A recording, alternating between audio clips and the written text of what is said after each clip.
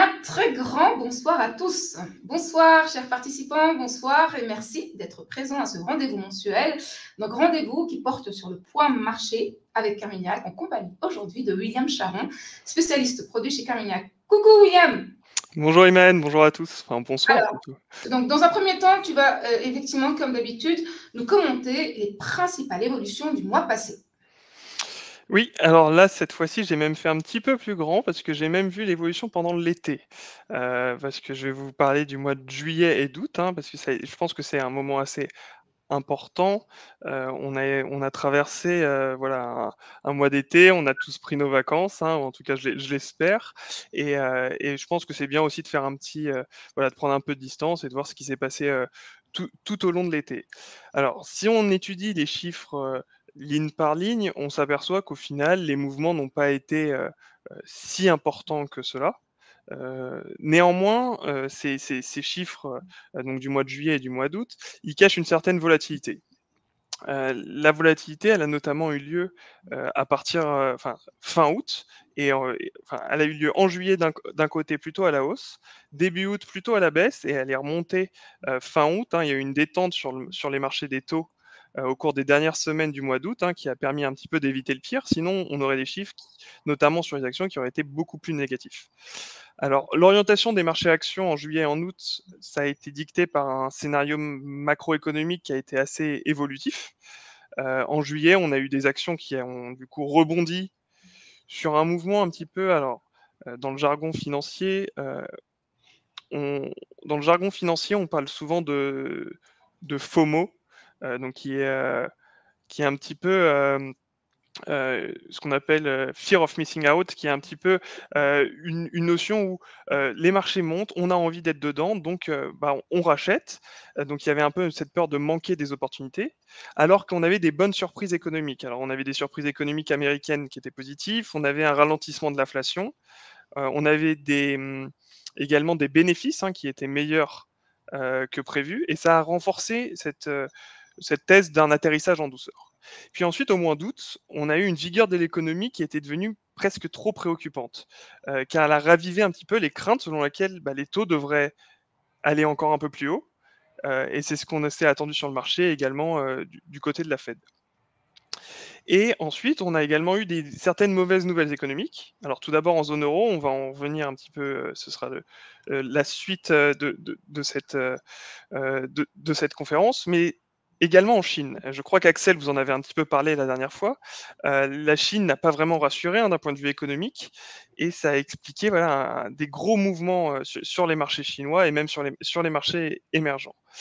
On a un contexte qui n'a pas été non plus très très favorable pour les métaux. En revanche, on a certaines matières premières qui en ont bénéficié. Et là, je pense notamment au pétrole. On voit l'évolution pendant l'été, plus 16%. Mais je pense aussi au gaz, notamment le gaz en Europe, qui a pris plus de 20-25%. En raison, bon, il y avait un risque de grève sur des terminaux gaziers en Australie. Mais pour le pétrole, par exemple, c'est pas vraiment soutenu par une demande plus forte, c'est plus soutenu par une production qui est à la baisse, notamment en Arabie Saoudite, et qui explique pourquoi le pétrole, voilà, la résurgence des prix du pétrole. Alors c'est un indicateur qu'il va falloir suivre dans les prochaines semaines, parce que si on a un petit peu de mémoire, elle n'est pas très très longue à avoir, on sait très bien que c'est les matières premières qui avaient notamment lancé la première vague d'inflation en 2021. Et c'est notamment voilà, les prix du pétrole qui pourraient être un soutien à une inflation euh, dans les prochains mois. Donc c'est vraiment quelque chose qu'il va falloir surveiller de plus près au niveau du prix des matières premières. Et enfin, ce qu'on peut dire rapidement, il y a eu Jackson Hole avec les banquiers centraux au mois d'août, qui est donc cette réunion de tous les banquiers centraux, et où globalement on n'a pas eu de grandes nouvelles, puisqu'ils ont tous réitéré leur politique, leur vision que leur cible d'inflation c'était 2%, et c'est vraiment ce qu'ils cherchaient, et donc ils allaient être assez dépendants des données économiques dans leur prise de décision et dans leur prise de décision de politique monétaire dans les prochains mois. Entendu, William. Du coup, ton point macroéconomique, comme tu l'évoquais, porte sur la zone euro et notamment le ralentissement qui est en marche avec une mise en perspective de deux graphiques. L'un portant sur la croissance du crédit et la confiance des industriels, et l'autre sur les perspectives de croissance.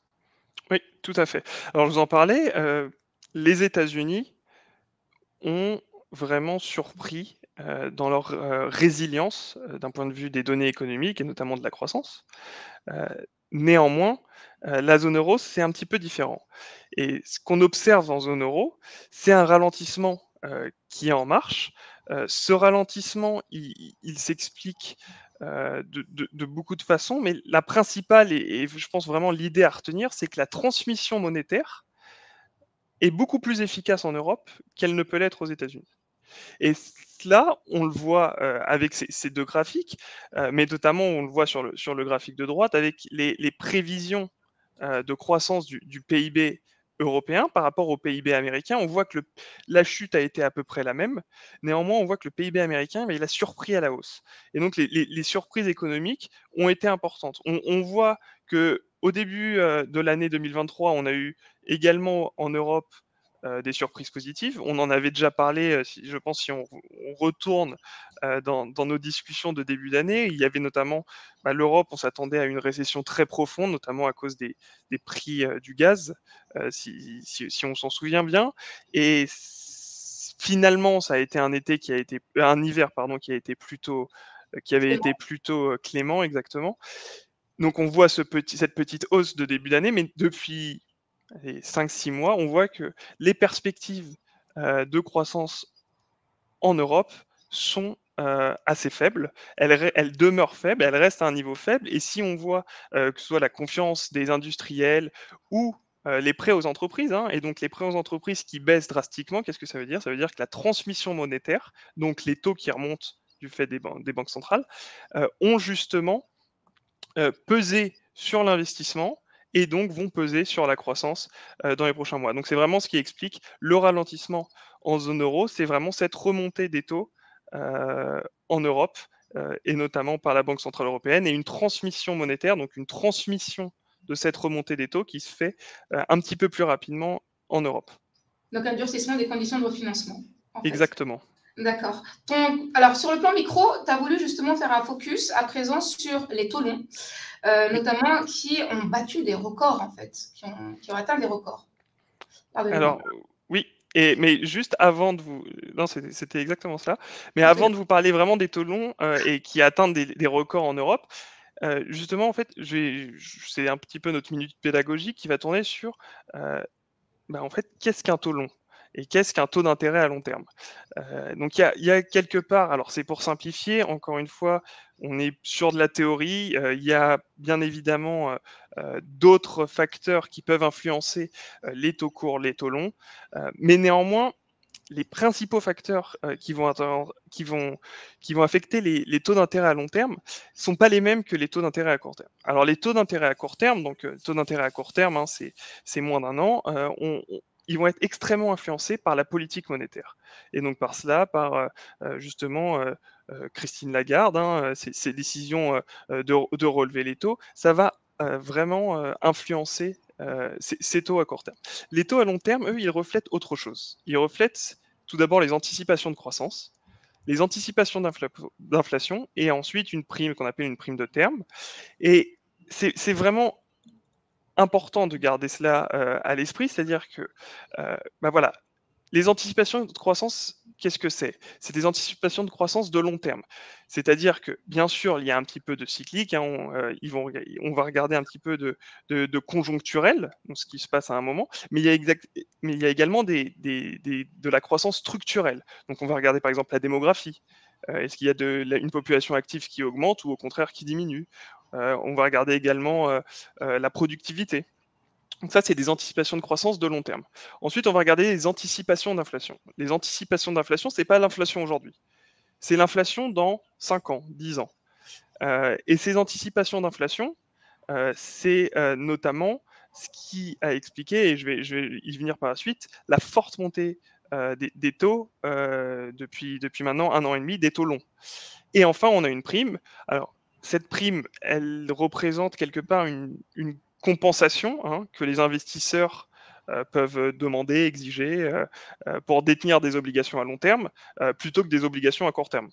Donc cette prime, elle est influencée par différents facteurs, notamment la volatilité des anticipations de croissance et d'inflation, c'est important, mais également par des événements géopolitiques, pour certains acteurs souverains, je pense notamment aux États-Unis ou à l'Allemagne, ce qui sont appelés qui sont parfois ce qu'on appelle des safe haven, donc un petit peu des valeurs refuges. Ouais. Exactement. Pardon, j'avais pas trouvé le mot.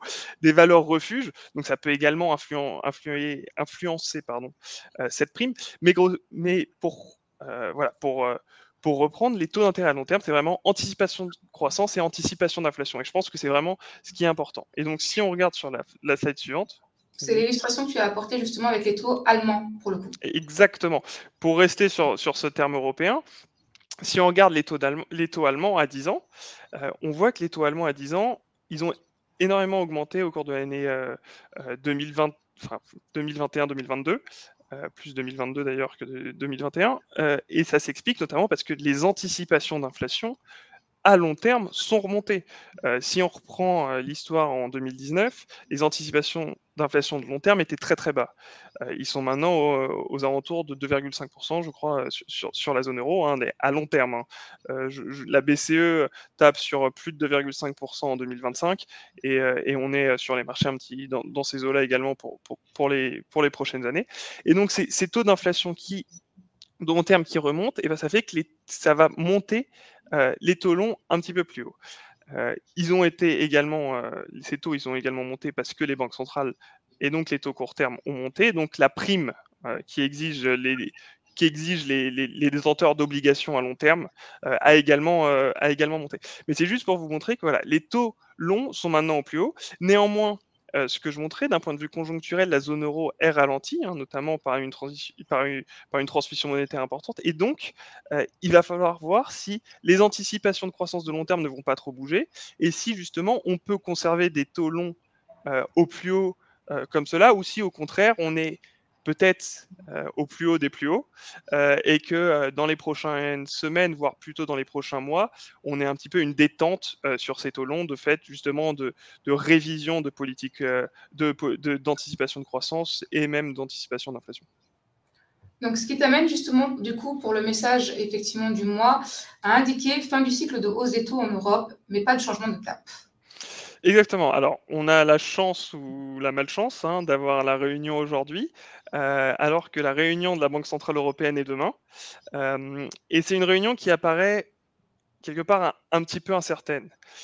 Néanmoins, ce qu'on peut s'apercevoir, c'est qu'on est très probablement vers la fin de ce cycle de hausse des taux en Europe. Mais néanmoins, il n'y aura pas de changement de cap. On aura toujours un durcissement monétaire qui se fera par le rachat d'actifs. Et on a vraiment une banque centrale européenne qui va vraiment devoir garder son cap, parce que l'inflation en Europe reste à des niveaux élevés. Hein. L'inflation cœur sous-jacente, elle est aux alentours de 4%. Hein. On s'attend chez Carmignac à ce qu'elle soit autour de 4% d'ici la fin de l'année. Et l'inflation, comme je le disais, hein, vue par la BCE, elle est à plus de 2% d'ici 2025. Donc ça veut dire qu'elle est au-dessus du cap que se sont fixés les banquiers centraux. Donc on s'attend pour demain à ce que ce soit peut-être la dernière fenêtre de tir pour la Banque centrale européenne. Donc peut-être qu'on va, le marché est un petit peu entre les deux, et peut-être qu'on a déjà assisté à la dernière hausse de taux, peut-être que demain sera la dernière. Néanmoins, on est à la fin de ce cycle de hausse de taux en Europe, parce que justement cette transmission monétaire fonctionne, et justement on s'aperçoit que l'inflation continue à baisser, c'est encore léger, c'est pour ça qu'on va maintenir, c'est pas un changement de cap, on s'attend pas à ce que dans un mois ou dans 2 mois, la Banque centrale fasse demi-tour et rebaisse ses taux, donc elle garde le cap, mais on pense qu'on est à la fin des hausses de taux, en tout cas pour l'Europe. Ok. Et cette vision, du coup, t'amène également à faire un focus pour ce mois-ci en termes d'idées d'investissement et d'allocation, donc sur Carmignac Patrimoine Europe. Donc là, on va le voir. Donc là, tu fais un focus en particulier sur le scénario et le positionnement. On verra tout à l'heure la fiche valeur, justement, qui reprend l'ensemble des caractéristiques du fonds. Donc, Carmignac, portfolio patrimoine Europe. Alors, justement, j'ai voulu parler de ce fonds qui est un fonds multi-actif européen, donc qui peut investir à la fois sur les actions et sur les obligations européennes. Et je pense que c'est important justement pour vous donner cette vision d'ensemble de l'Europe. Donc on a un petit peu voilà, parlé de la situation économique qui était celle d'un ralentissement en zone euro. Également, on a parlé des taux. Mais si on voit d'un point de vue un peu plus global, notre scénario macroéconomique pour l'Europe, c'est donc un PIB qui devrait rester faible, atone, je dirais, une inflation de base qui va diminuer. Notamment, il y a certains effets de base qui vont expliquer la baisse de cette inflation. Et donc, du coup, hein, comme je viens de l'expliquer, la BCE qui devrait un petit peu fermer la porte à ces hausses de taux, ou donc il a peut-être déjà fait. En dehors de l'Europe, hein, on voit que ce soit aux États-Unis ou voire même en Chine, on a également un ralentissement économique. En Chine, la situation est un petit peu différente parce qu'on s'attend potentiellement à des mesures de relance de la part de la Chine, ce qui pourrait au final soutenir le PIB européen. Donc c'est quelque chose qu'on va regarder hein, au sein de ce fonds parce que justement c'est un fonds européen, donc ça pourrait nous intéresser de savoir ce qui se passe en Chine. Hein, ça pourrait avoir un impact positif sur la croissance européenne, notamment sur la croissance allemande. Hein. Et donc ce scénario, donc il est, euh, il est pas totalement négatif, mais il n'est pas non plus flamboyant. Néanmoins, il y a un des scénarios alternatifs sur lesquels il faut faire attention. Ce serait notamment une résurgence de l'inflation. Et je vous ai parlé en début d'intervention des Les prix du matières premières. pétrole, Ouais. exactement, et notamment du pétrole, mais également du gaz à l'arrivée de l'hiver. Et ça pourrait être voilà, une résurgence de l'inflation combiné en même temps à un ralentissement économique qui serait là un petit peu, enfin qui serait même complètement problématique, parce que justement les banquiers centraux, et notamment la BCE, auraient peut-être pas la même marge de manœuvre pour remonter des taux pour lutter contre une inflation qui monte, ou en tout cas remonter beaucoup des taux alors que la croissance est atone, voire pourrait même être négative dans ce cas-là, ça commencerait à être très compliqué pour les actifs risqués.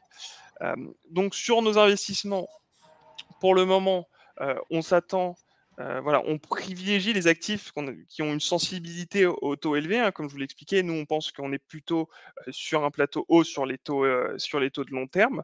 Donc, on va privilégier voilà, les taux européens.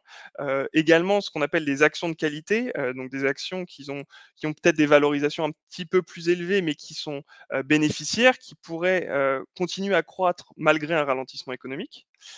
On va également maintenir des protections hein, un petit peu tactiques avec des stratégies de couverture dans le cas où le scénario alternatif il aurait lieu. Et donc on a ces petites protections pour justement voilà, créer de l'alpha sur notre poche d'actions à sensibilité élevée, donc les actions par exemple de qualité, et avoir cette petite protection dans le cas où l'inflation euh, repartirait à la hausse et surprendrait les marchés, mais également les acteurs économiques que nous sommes. Du coup, je vais vous partager la fiche valeur. De manière éventuellement donc, à ce que effectivement on commente un peu. On commente à la fois l'allocation, on commente également la dimension investissement durable du fonds, puisque on va le voir là à l'instant, le fonds est un fonds labellisé ISR. C'est un fonds par ailleurs en fait qui a un scoring de 4 globes justement Morningstar, donc c'est un scoring en termes extra-financiers, 4 sur 5 pour le coup, parce que voilà, on est sur également en fait donc une notation financière intéressante de 4 étoiles sur 5. Et donc, on est sur effectivement donc, une classification SLDR, c'est-à-dire un fonds qui systématiquement, dans sa stratégie d'investissement, va effectivement prendre en compte des considérations ESG. Est-ce que tu veux faire peut-être un commentaire sur déjà cette dimension durable très importante à l'intérieur du fonds, et ensuite éventuellement sur l'allocation en termes d'actifs ou en termes éventuellement de secteur?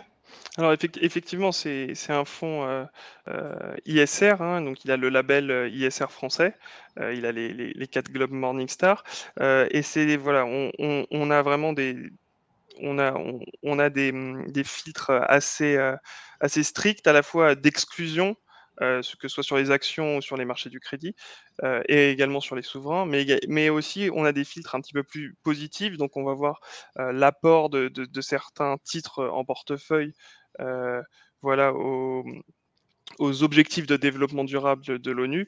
Donc, c'est vraiment au sein du processus de sélection de nos titres dans le fonds. C'est vraiment un aspect qui est important. Et ensuite, pour ce qui est du portefeuille, comme je le disais, hein, on a vraiment aujourd'hui on a une exposition aux actions, donc qui peut varier de 0 à 50%. On est aujourd'hui aux alentours donc en net, hein, donc on peut avoir des stratégies, comme je le disais, un petit peu dérivées pour se sous-exposer aux actions. On est aux alentours de 30%, avec à peu près entre 35 et 40% d'investissement dans des actions de qualité, comme j'ai expliqué, hein, donc c'est des actions voilà, de qualité européenne, c'est-à-dire des actions qui pourraient, même dans un contexte de ralentissement économique, qui pourraient bien se comporter parce qu'en fait, ils n'ont pas vraiment besoin du marché. Alors là, je peux penser par exemple à un des premiers, une des premières positions du fonds qui est Novo Nordisk, donc qui est cette fameuse entreprise danoise du secteur de la santé, donc qui a sorti un médicament contre l'obésité pour la réduction de poids. Et Novo Nordisk a récemment surpassé LVMH, hein, pas Cocorico pour le coup, en tant que première capitalisation européenne. Voilà, c'est vraiment une entreprise, ce genre d'entreprise de qualité avec des marchés adressables qui grandissent. C'est un peu l'obésité, c'est un petit peu le secteur à la mode avec l'intelligence artificielle également. C'est des secteurs en fait qui marchent bien parce que justement, il y a les perspectives de croissance aujourd'hui sont très importantes et donc vraiment, c'est des marchés dans lesquels on n'attend pas comparé à, par exemple, je repense à 2021 où tout le monde parlait du métaverse. Le métaverse, on n'avait pas aujourd'hui d'amélioration des marges grâce au métaverse.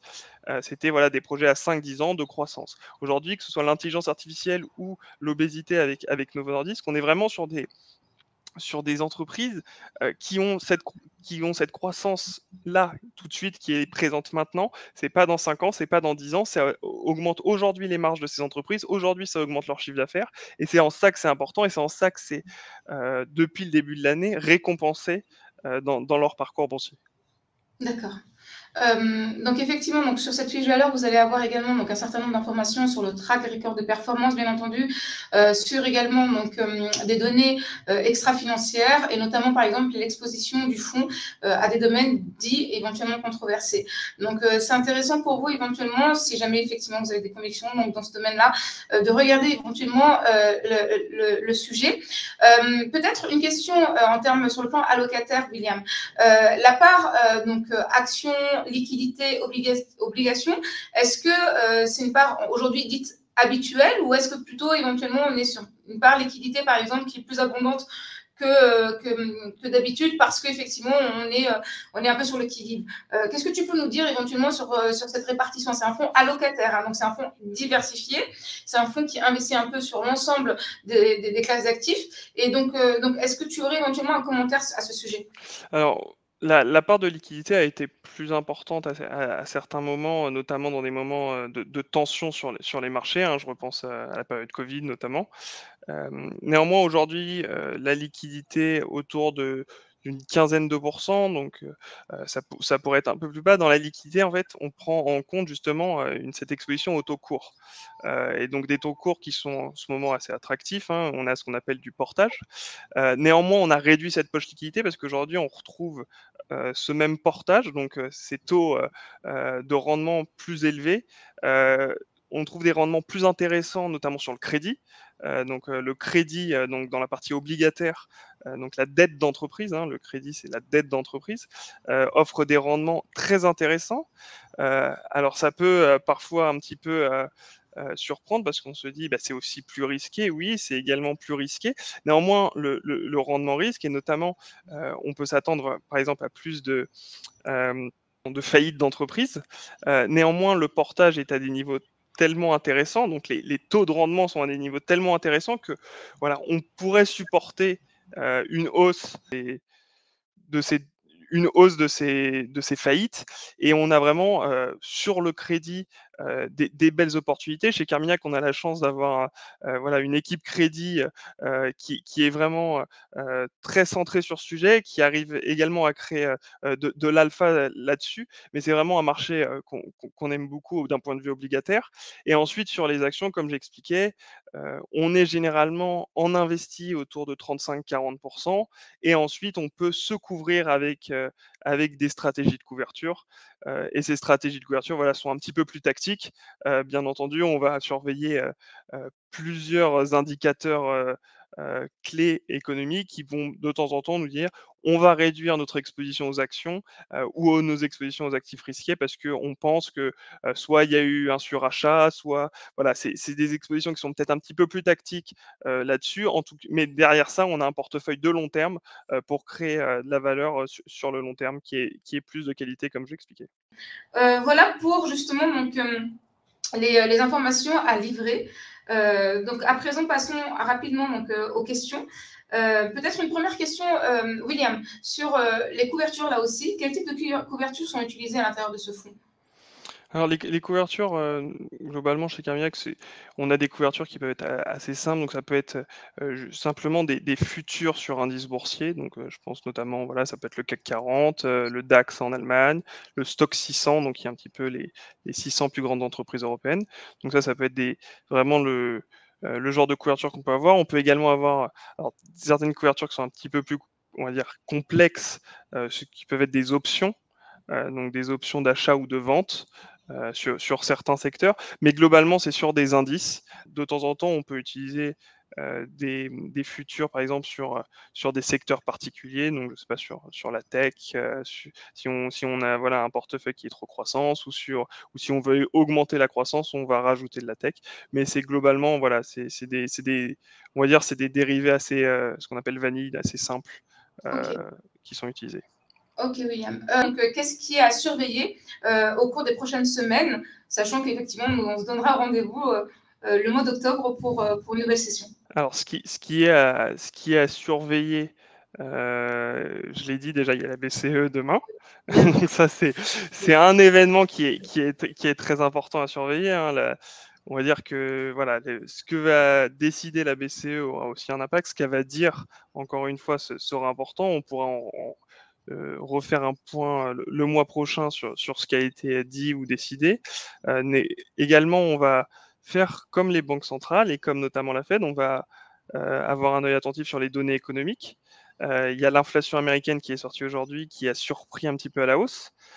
C'est pas forcément une très bonne nouvelle pour la Fed, qui va peut-être vouloir encore continuer, elle, de son côté, sur cette hausse de taux. Donc, on pourrait avoir un petit peu une petite divergence entre ce qui se passe en Europe et aux États-Unis, avec voilà, la Fed qui serait contraint à encore monter ses taux. Ensuite, on a, nous, ce qui peut nous paraître assez important, notamment, hein, j'en parlais sur l'Europe, c'est ce qui va se passer en Chine. Donc, la Chine, on s'attendait à un fort rebond chinois, qui n'a finalement pas eu lieu. Donc, on s'attendait à la réouverture de la Chine, ce qui se passe exactement comme la réouverture aux États-Unis ou en Europe, et ça n'a pas vraiment eu lieu. Au contraire, on a une croissance chinoise qui est mauvaise, hein, des données qui sont vraiment pas bonnes, en tout cas d'un point de vue, enfin, qui sont pas bonnes comparées à ce qu'on s'attendait.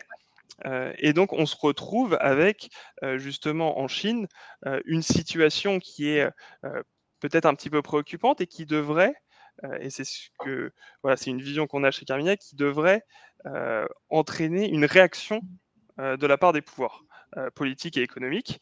Et donc, justement, on a en Chine donc potentiellement une réponse à apporter monétaire. Donc voilà, sur la Chine. Néanmoins, la réponse monétaire en Chine, il faut faire attention, parce que les Chinois regardent énormément leur taux de change vis-à-vis du dollar. C'est un facteur qui va être important. C'est un facteur qui explique pourquoi ils ne l'ont pas encore fait. Ils attendent pour le moment, en fait, que la Fed arrête ses hausses de taux pour peut-être en Chine procéder à voilà, des avantages de ce côté-là. Donc ça va avoir une importance. Néanmoins, quand cela va arriver, quelle proportion on pense que ça va arriver, quelle proportion cela va avoir? Est-ce que ça va être comme il le faisait par le passé, avec un gros plan d'infrastructure, Dans ce cas-là, ça pourrait refaire partir les prix des matières premières à la hausse, mais ça pourrait également soutenir l'économie européenne. Donc voilà, la Chine va un petit peu être on va dire, cette boussole dans les prochains mois, justement sur ce plan-là. Après, il y a également le plan diplomatique. Hein. Bon, je ne vais pas rentrer en détail dedans, mais on pourrait avoir des bonnes ou des mauvaises nouvelles hein, d'un point de vue géopolitique. Donc justement, il faut être assez prudent de ce point de vue-là, même si voilà, on ne pense pas qu'il y aura de... Enfin, il faudrait des gestes forts de la part des États-Unis. Bon, ça va être un petit peu... voilà, c'est à suivre néanmoins. Ensuite, aux États-Unis, comme je disais, hein, donc, la Fed pourrait être contrainte de remonter ses taux hein, si l'inflation demeure si importante. Et on s'attend à ce que l'économie américaine elle conserve ce certain dynamisme, hein, malgré les hausses de taux, malgré les resserrements des conditions de crédit, hein, qui ne semblent pas tellement affecter en fait, le marché américain. Entendu. Entendu, William. Bah, écoute, merci énormément pour cet éclairage. Je pense qu'on peut s'arrêter là pour, en tout cas, cette session mensuelle. Merci, chers participants, d'avoir répondu présent. Et puis, voilà, on vous met à disposition le replay dès la fin de cette session. Donc, voilà, je vous dis à très bientôt. Et puis, voilà, n'hésitez pas à nous solliciter si besoin. Encore merci, William. Merci à tous. Merci, Mélanie. Au revoir.